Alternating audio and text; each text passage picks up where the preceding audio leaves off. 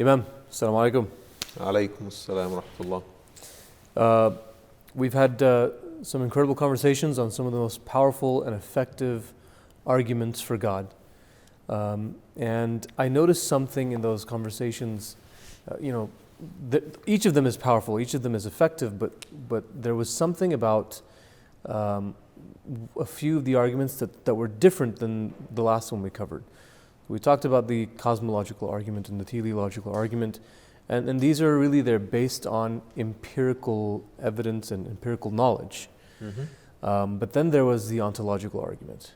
The ontological argument really astounded me, that it did not depend on any empirical knowledge at all. It only depended on reason. Right, it depended on reason, it depended on the human mind and our Mm-hmm. ability to conceive of God, which, we talked about how much reverence that lent to God. And I wanted to know if there are other arguments that are presented in a similar way.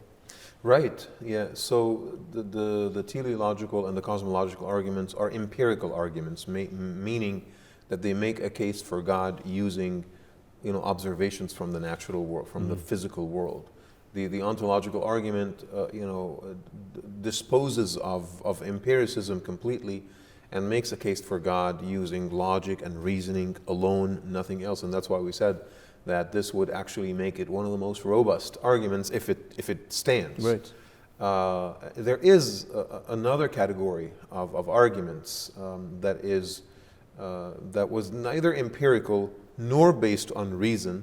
And that is the moral argument for God that Immanuel Kant propounded, which again, one of the most heartfelt arguments, and I think I'm going to enjoy discussing that with you a lot. Yeah, absolutely. So I guess the first question comes to mind is, you said neither empirical nor based on reason. Right. Typically that's it for most people. So the morality, Immanuel Kant would argue, was endowed in our hearts by God. It was given to us by God. This is not a matter of reason. This is not a matter of empirical evidence. We feel it, we experience it, we live it every single day. See, to clarify this further and to propound this further, you have to understand, where Kant was coming from and the nature of his time. The Enlightenment was a very strange time in the sense that so many concepts of philosophy and science were brought to question. Right, and why would Kant not just, in that environment, not just resort to reason and stick with reason, which was so important? Because Kant distinguished between two types of knowledge. There is one type of knowledge that is acquired through observation that comes from the natural world. It's the knowledge of knowing that there's an apple, that there is a giraffe, that there is oceans. These are things that I either experienced myself or I heard from someone else that they did exist, in a very reliable fashion. Mm-hmm. That is called a posteriori knowledge. Okay. A posteriori knowledge. This is the knowledge that is acquired from the physical world, is acquired from the natural world. Many Enlightenment philosophers subscribe to the idea that there is absolutely no other form of knowledge in the world except a posteriori knowledge, including people like, John Locke, for example, who was a believer. He was a Christian himself, but he said that even the idea of God was derived from the natural world. St. Thomas Aquinas is another example of this. Even though he believed in God so wholeheartedly, but his entire focus was on the empirical method to prove the existence of God. The notion of God does not exist in the mind or in the heart by itself unless it's derived from the natural world, hence cosmology and teleology. Immanuel Kant, however, and some other philosophers believe that there is another category of knowledge. Yeah. And that is knowledge that resides in the mind and it's not derived from the physical world. And that knowledge is not a posteriori, rather it is called a priori knowledge. A priori, it was there. We were born with it. Yeah. It was imparted on our hearts without any exposure to the natural world. A priori knowledge. So this is knowledge that is not dependent upon any experiences, any evidence, any data, anything like that. We just know that it's there. We feel it. No one taught it to us. It's just there. Can we understand the difference between these two through a few examples? So actually there's a great example that Immanuel Kant himself uses, and that is the example of math. He says there are no numbers in the physical world. We know math in our hearts. We know that 2 + 2 = 4. We were not taught that, but we know 100% that 2 + 2 = 4. You know, subtraction, addition, numbers. The knowledge of math in general for Immanuel Kant is a priori knowledge. A priori, why not say it's a posteriori? I see 2 apples, I see 2 bananas, I see the number 2, so then I add that together. You know, when my kids were little, you know, and I would teach them math, and I would ask them, okay, so 2 by 2, or 2 + 2 rather, how much is that? So they would use their fingers, right? So my daughter would be like, 2 + 2, that is 4. And I would look at her like, well, these look like very different fingers to me, you know. Oh. In order for you to add objects, those objects need to be identical. You look at your backyard, for example, maybe there's 5 trees in your backyard. So he says, I have 5 trees in my backyard. Right. Wait a second, I mean, one of them is a pine tree, the other one is an acacia tree, the third one is an apple tree, the fourth one is a peach tree. Right. These are very different trees. Why do you choose to lump sum all these different categories that are different species? Even, by the way, even if it was all 5 peach trees, they're still individually different from each other. There's an act of the mind that is applied to this observation. You know, so the observation is a posteriori. This is the 5 trees, you know, I shouldn't say 5 trees. There's trees in the backyard. Right. That's a posteriori knowledge. I saw it with my own eyes. Right. But to add those trees together into the number 5, to categorize them into 5, Immanuel Kant would say that this requires a priori knowledge.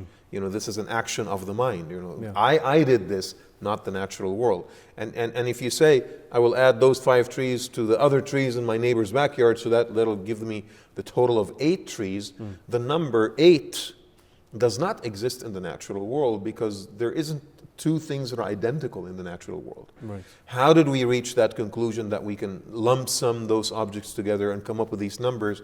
Kant would say that this is the knowledge of math, and the knowledge of math is a priori. Another great example, by the way, is the example of geometry. And so we have a conception in our minds of a straight line and what a straight line looks like. Is there a straight line in the natural world? A perfectly straight line, there isn't. It's impossible. It's mathematically impossible, actually, to have a perfectly straight line. You know, it's mathematically impossible to have a perfect square or a perfect rectangle or a perfect circle Right. in the natural world, yet our minds have a perfectly good perception of what a perfectly straight line is, or a perfect square is, or a perfect circle is. So in other words, what we're saying is that knowledge of geometry, because it's not derived from the natural world, right, is a priori knowledge. Yeah, so it's the you know, you might impose the number 5 on the trees, or you might impose the idea of a straight line on a relatively straight segment or something like this, but the imposition of that idea onto what you're experiencing in the real world is an act of the mind, a pure act of the mind. And that pure act of the mind is based in knowledge that was handed to us from outside the universe, you know, some philosophers would say, which is the definition of a priori knowledge. Right. So, you know, he could have used reason. He could have said that reason is the act of the pure mind, and that's what's applied to the real world. And why not make the argument from reason? And that, I think, the answer to that question resides in the intellectual movements of the Enlightenment. You know, he was surrounded by all these philosophers. You know, I would name David Hume in particular, because we've talked about him in this series, Right. you know, quite a bit. And David Hume, without going into the details, you know, I know that you know, you love philosophy. Some of our viewers may love philosophy. We can always talk about that, you know, in other platforms. But without going into a lot of detail, David Hume basically argued that the mind does not exist necessarily as we think it does, and that science is completely unreliable because science depends on patterns that we see a posteriori in the natural and the physical world, and the physical world is super unreliable because we cannot make generalizations about that. And therefore, nothing is reliable. We cannot count on anything. And Kant basically said it would be a catastrophe. It would be a great tragedy if David Hume was right, if only we are able to argue successfully that there is a form of knowledge that is not derived from the natural world, that is entirely a priori. We would be in a much better shape. And this is where math comes in, right? So he makes the argument for God based on math. It could have actually been a successful argument for God, but that's not what he did. I think he probably refrained from doing that because maybe people would have laughed at him. But as a thinker, I think it's easier for us to look at this and say, okay, if there's a form of knowledge that is not derived a posteriori from the natural world, where does it come from then? If it doesn't come from the universe, then where does it come from? It must come from outside the universe. From outside the universe. And if we're open to the possibility that something exists outside the universe, then it must be God, I guess, someone would say. And so the knowledge of math as something that was endowed to us would have sufficed as an argument for God, but that's not what he does. What he does. So what does he do? He uses morality instead. And Immanuel Kant, I think in the most heartfelt, in the most warm of ways, in the most successful of ways, he weaves this philosophical system using morality at its very core as an a priori system of doctrines in the human mind that points in the direction of God. So on the one hand, the idea of using morality sounds beautiful and reverential. Morality is an essential part of faith and faith traditions and of human experience. On the other hand, it seems like it could be taken as a very religious argument for God, that morality, you need to be a good person because God exists. Is that where he's headed? He's not saying that. He's almost like he's describing a reality. Immanuel Kant says that morality exists, and exists universally, and exists with every human being, including those who follow moral behavior and those who choose to violate moral behavior. We all experience the necessity to follow some boundaries of behavior and action or the other. We find joy when we feel that we did the right thing. Cheating is universally considered to be a bad thing. Lying is considered a bad thing. Murder is considered a bad thing across culture, across times, across localities. There is a universality about the knowledge of morality that compels us to act in a good fashion, that inspire us to make good choices under very difficult circumstances. And that makes us happy. In fact, there is something that Immanuel Kant said, that I would like to quote. He says that morality is the doctrine not of how to pursue happiness, but rather how to be deserving of happiness. How to make such good choices that will position you in a place where you're able to receive that reward of moral behavior, which is happiness. And because we make that personal choice with our own free will to perform the act that is moral, that is the absolute greatest form of freedom, Immanuel Kant would say. People may still choose expedient actions or instant immoral gratification actions. or immoral actions, every single day. But the definition of what is moral is never lost on us.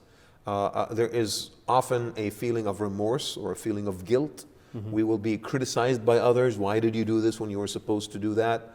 There is sort of like a sense of self-loathing when we feel that we've done something really, really bad. And that sense may even come later after years and years of committing the act.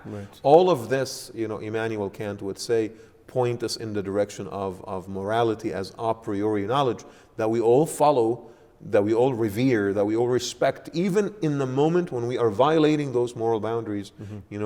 We still acknowledge their existence. And if that is the case, then we are all essentially deathless. A big source of our problems in this world is that we want problems to be resolved right here, right now.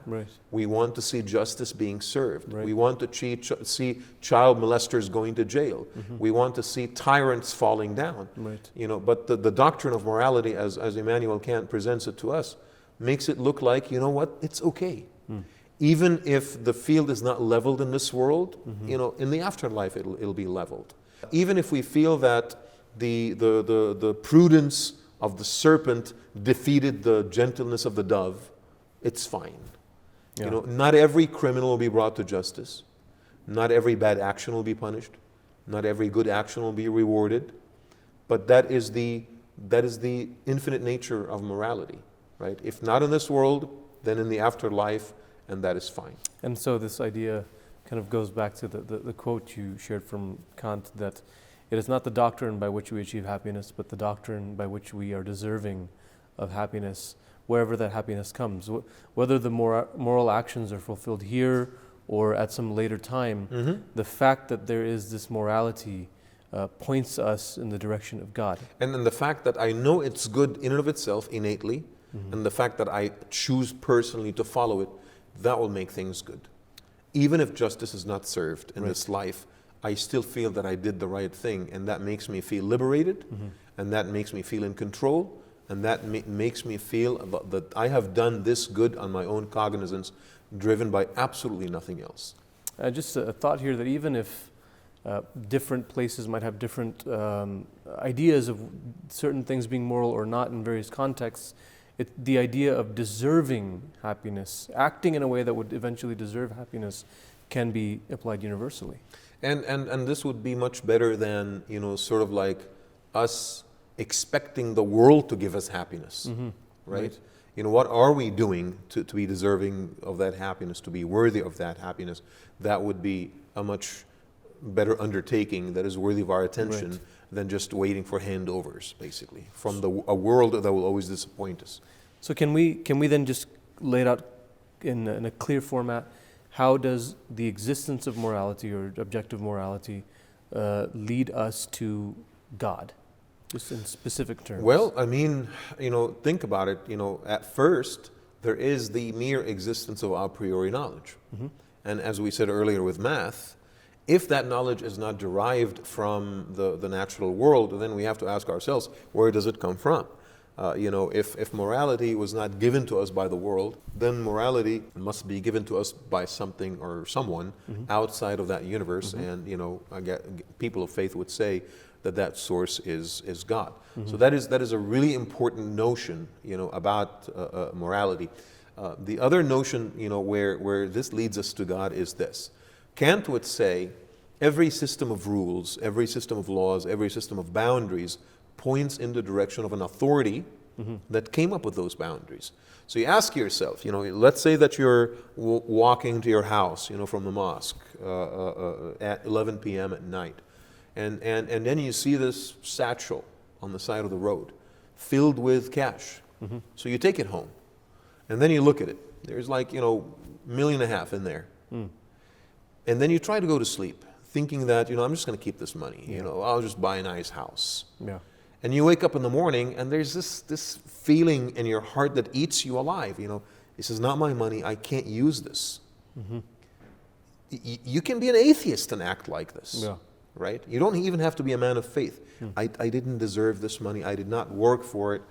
I can't keep it. And then you're just going to drag your feet, get in your car, and take the money to the cops. Even though deep in your heart, you're actually suspecting that maybe the cops will take the money and use it for themselves. But you still feel like, as a moral person, I cannot do that.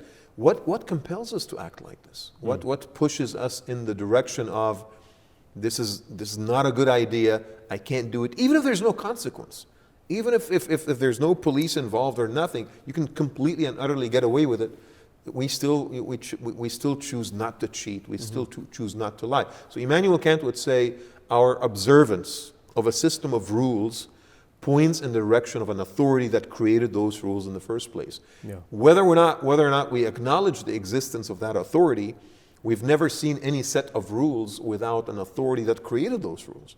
And if there's a set of rules, moral boundaries that we follow, it follows that there must be an authority, God in this particular case, that came up with those rules, and that's why we follow those rules. So let me get this in order here. We have just the mere existence of morality as a priori, as something that came from outside of the universe and is in a way given to us, gifted to us, as you said. Mhm.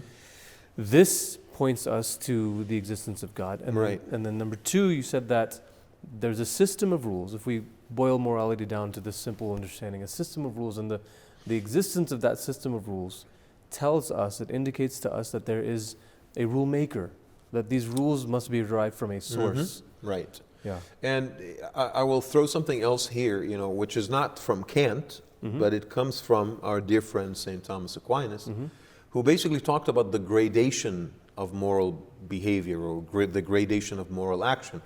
And so Thomas Aquinas... Gradation, could you just explain? Gradation as in levels of excellence. And so there are moral actions that are more moral than other moral actions. And so, for example, not lying to your friend is moral, but saving a child from drowning is probably more moral. Right. Like it's a more meritorious action. So if we are, like in Muslim doctrine, we say, weigh the action on the scale, saving a child from drowning would weigh heavier on the scale. And so St. Thomas Aquinas would say, if there is a gradation of those moral actions, and if there is a scale by which moral action becomes weightier and heavier and more meaningful, then this points in the direction of the absolute most maximally good action that must be performed by a maximally good being, and that being has to be God. So there has to be a most moral thing to do. Yeah, otherwise we would go ad infinitum, and that would not make sense. Right. Okay, so there are a few concerns and challenges, I think, that come to mind when it comes to this formulation of the argument for God. The first is just the idea of morality itself being objective, and many will reject this and say, well, there is no such thing as objective morality. There's no such thing as a standard of morality. Rather, it's all cultural. It's all experience-based, and they'll say it is actually a posteriori. It's not a priori. It's imposed on us by laws and society and culture and parents and schools and and so on and so forth. And I've had to engage many people actually trying to upend this particular assumption about morality. So yes, I do agree that there are certain moral actions that you would see in one society, and that they would be absent in another society, right? In certain conservative societies, for example, where modesty is emphasized, men and women, you cover themselves, and it's considered to be moral to be covered. And in certain societies, there isn't that much emphasis on modesty. Therefore, you see people that wear bikinis at the beaches, for example. And people living in one society would be morally horrified at the behavior of the other, and vice versa. Yeah, and those who wear bikinis are morally horrified about women that are fully covered. And it's not just about differences in localities; it's also about the passage of time. So if in one society people used to practice a certain type of modesty, maybe 30 years later, their definitions of modesty have changed and evolved. Be that as it may, but I think we can comfortably argue that being human means you wear clothes. We may disagree on the amount of coverage that is required from one culture to the other, but we may also agree that wearing some clothes is considered to be the moral thing to do for most human beings. I understand there's nudists and things like that, and they are looked down upon. They're looked down upon by most societies, by most people. Maybe their behavior is tolerated. Here's this area, this particular beach. You can't go outside of that area. And we'll put signs to make sure children don't actually end up there. Exactly. Nobody else. You need to know that these people are doing something weird, so don't go in there, kind of thing. So even if in the most liberal societies that would allow such behavior, we still feel in our heart of hearts something is wrong with it. And this is a universal feeling. In every society, murder would be considered wrong. I think there's no exception to that. We've never seen, some native tribe that lives on an island in the Pacific where murder is considered okay. I'm just going to wake up and murder 7 people today. Like that would never happen. Cheating is always considered bad in every society. Lying is considered bad in every society. Theft is considered bad in every society, right? And so, conspiring to destroy the social fabric that brings people together, acting in a cruel fashion with children.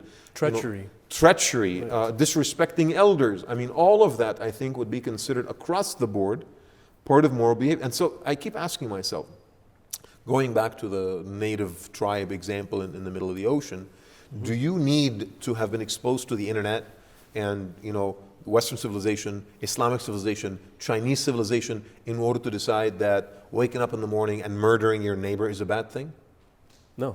That is not something that is given to us by culture. It is not given to us by society. It's not given to us by law. It's not given to us by authority. It's something that we feel in our heart of hearts, right? So yes, I do agree that some aspects or some secondary applications of moral behavior may vary from one society or culture to the other, but they're still fundamental components of our moral code, and you would see those being practiced by all people across all cultures, across all time frames. Absolutely. I think it sounds to me like there could be corruptions and variants that have been added into morality or objective morality in different places at different times, but that the fact that there is this concept of morality is itself objective, that it's ever present, it's constant. Morality is subjective.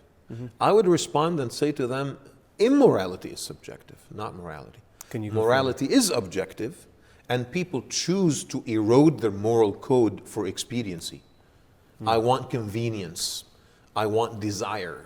I want lusts. Right. I want to get away with things. Therefore, I will compromise the objective moral code and subvert it to my immediate interests and my instant gratification. Yeah, immorality is subjective, but morality is objective, a priori points in the direction of God. There are many very moral, very kind and generous people who don't believe in God. And they'll make this claim, actually. In fact, this is a common claim you find among atheist groups, is that we're living moral lives. We're good people, and therefore we don't need God. But then I don't see what the contradiction is. The argument never said that you have to believe in God in order to act morally. The argument says that morality exists objectively in the heart of every human being. In fact, the fact that an atheist practices moral behavior is a proof to the validity of the argument itself.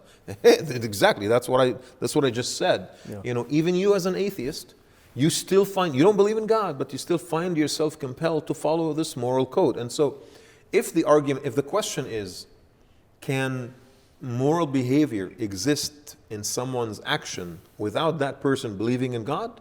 The answer is obviously yes. We see a lot of atheists that act in a kind and moral manner every single day.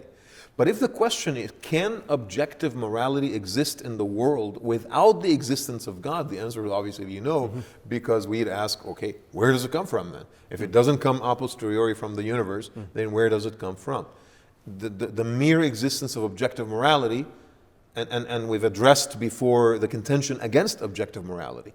And if we concede that objective morality exists, then we have to concede to its one and only source, which has to be a creator. Right. This is pretty powerful. I think the idea that you don't have to believe in it, you're believing in something or not believing in something does not actually have bearing on its existence. And in fact, the willingness to act morally by those who have no authoritative reason to act morally tells us something about the nature of morality within human beings.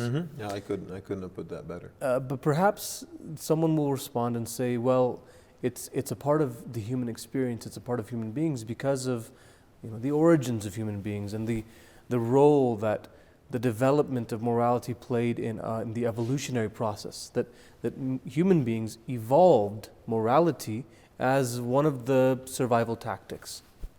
So there's multiple categories here, and let's examine that contention, because that's a very important one. As someone that believes in the validity of the evolutionary process myself, I have to be respectful of an argument that comes from evolution. And so there is the category of moral behavior with regards to myself. Right. And then there is the category of moral behavior with regards to the preservation of my lineage or my DNA or my kind. Right. And then there is the category of moral behavior with regards to completely random people, the preservation of whom is not going to have any bearing on my own self-survival or the survival of my offspring or the people that I care about. Even moral behavior towards other species. Even moral behavior towards like animals and stuff like Right. that. And so when it comes to myself, I guess I could see the argument. Okay, I only behave morally because when I behave morally, it's about self-preservation, and this will enhance the possibilities of my survival. Mm-hmm. So perhaps the application of some type of a biological evolution would make sense in this particular regard. Sure. And now when with regard to the second category, if we see mothers, for example, across cultures, across the board, that make sacrifices, they would literally take a bullet for their own children. Right. We think that this is moral behavior, but evolutionary philosophers would say, no, it's not moral behavior. This is just survival. Mm-hmm. She's trying to preserve her kind by preserving the presence of her DNA in her offspring. Right.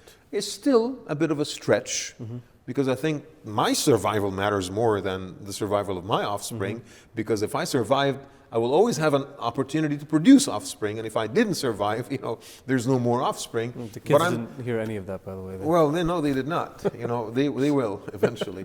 But the point is, I can still see how we can stretch biological evolution to cover that as well, or to find some remote interpretation. Preservation of your own DNA, then. Yeah. Exactly. Right. What I cannot accept is for you to use evolutionary biology in order to explain why I will act in a moral fashion that will put me and my interests at risk for the sake of a complete stranger.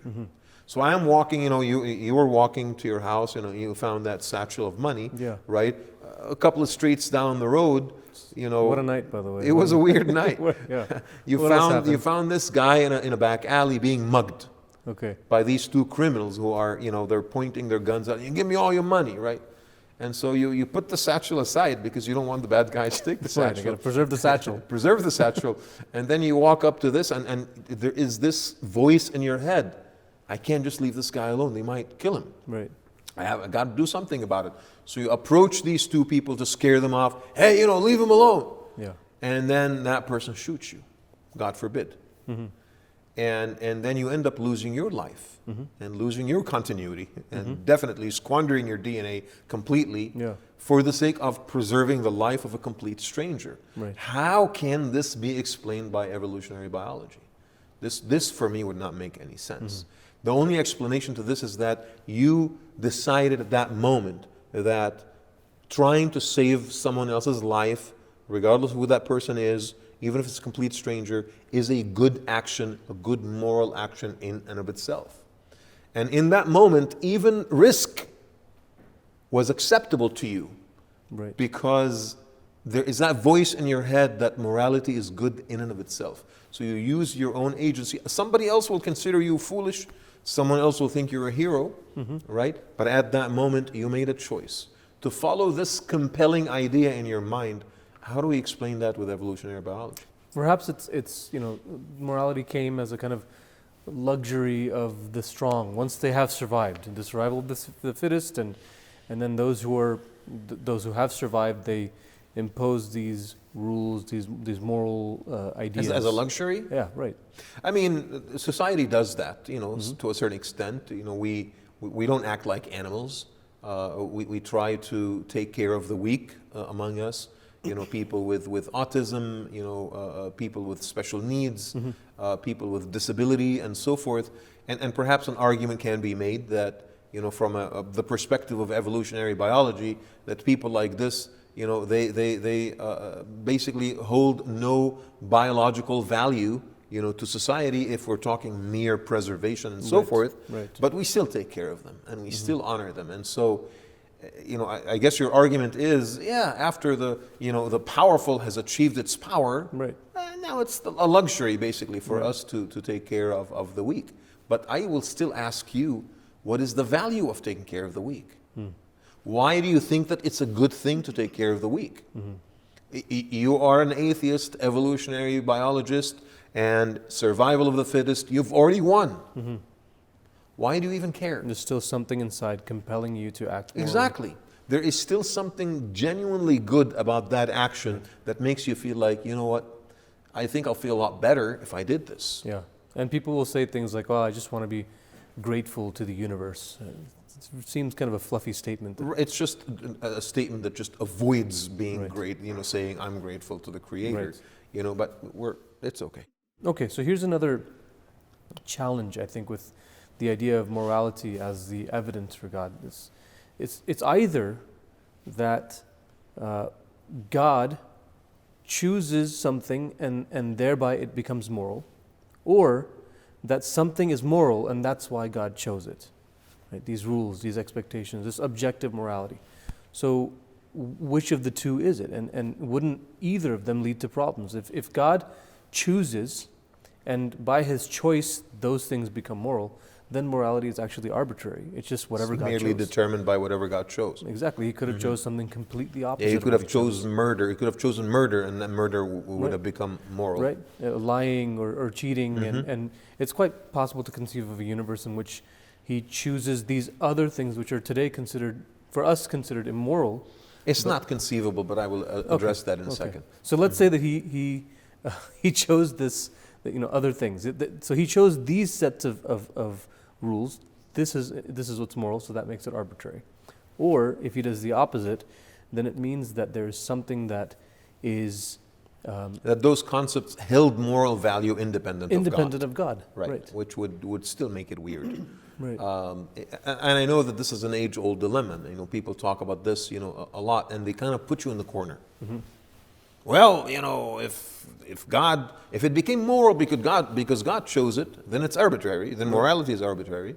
And if it was moral before God chose it, and that's why He chose it, then it was moral without the designation of God. And so we didn't need God then. Then we didn't need God. And so He put you in the corner. Therefore, everything you're saying is wrong, and morality is actually apostolic, right? And I say, wait a second. Is it possible, is it conceivable that God would impose a quality upon Himself? Is it conceivable that God would make a particular quality binding to Himself? Take justice, for example. Is it conceivable that God would act unjustly if He did exist? Is it conceivable that God would act unjustly? Is it conceivable? Perhaps. It's not conceivable that God would act unjustly because if God exists, if there is a God, then God has to be just. It would not make any sense that the Creator of heavens and earth would favor one human being and not the other and act in an unjust fashion, like a tyrant. It's not conceivable. Is it conceivable that God would have no mercy? So we're saying that it's not conceivable. It's not conceivable. Because it is by virtue of who He is. And by virtue of being what He God. chose to be, in His own great wisdom. And God exists outside of the universe, so He does not transform in time the way we someone was a criminal and was rehabilitated, Yeah. right? Or someone that went off the deep end. Right. God exists outside of the universe, so God doesn't change the way that we change, doesn't transform the way that we transform. But God, in His own qualities, He chose to be just. He chose to be merciful. He chose to be loving. He chose to be truthful, and God also chose to be moral. Morality was one of the choices that God made. And so you have the marriage of a moral God with moral behavior. A moral God chose moral action and imposed that moral action on human beings. So it's not that God arbitrarily chose a random action and made it moral at whim, and neither is it true that God would choose something that is moral in and of itself, which basically reflected that morality on Him, but rather a moral God chose moral action. And I think that would basically resolve this. So the mistake here was to separate morality from God, or justice from God, or mercy or goodness from God. That itself was a problematic Correct. assumption. Right. So what about the concern perhaps with this argument that morality is still a kind of, it's still based on some kind of an empirical sense, that there's either God morality is contingent on God, for example, or that morality is... So morality is a doctrine that was caused by God, Right. just like the universe was caused by God. Exactly. Which makes it sound actually like the moral argument is actually just really a cosmological argument. They would actually say the same thing about the teleology, because if the end product of moral behavior, the great reward of God, and because like we said earlier, following a certain set of rules will point in the direction of an authority that will deal punishment at the violation of those rules or grant reward to the observance of the rules, then maybe there's a teleology about moral behavior that ultimately is driven by its purpose, which is the pleasure of God or the reward of God and the avoidance of its wrath.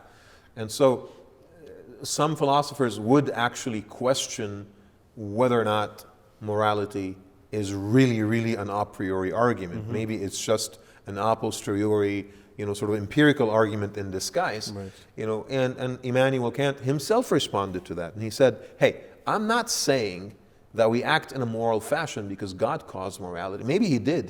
In fact, that's exactly what he did. He endowed us with this moral code. And I'm not saying that we act in a moral fashion because we aspire for that reward. I am saying that we act in a moral fashion because we choose to do so. Because this is an action that is good in and of itself.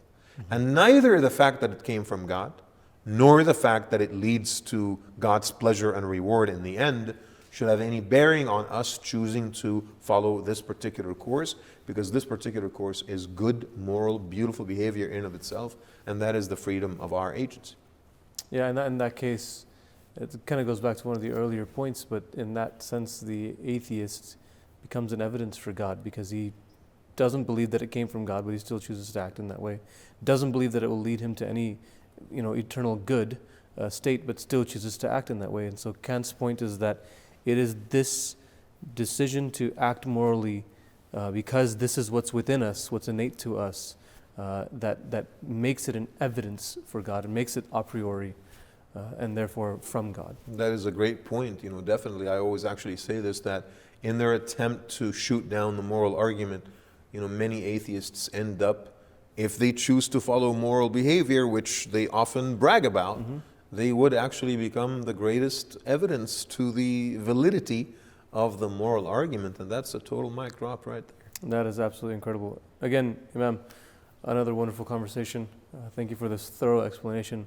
Until next time. It was a pleasure. Thank you.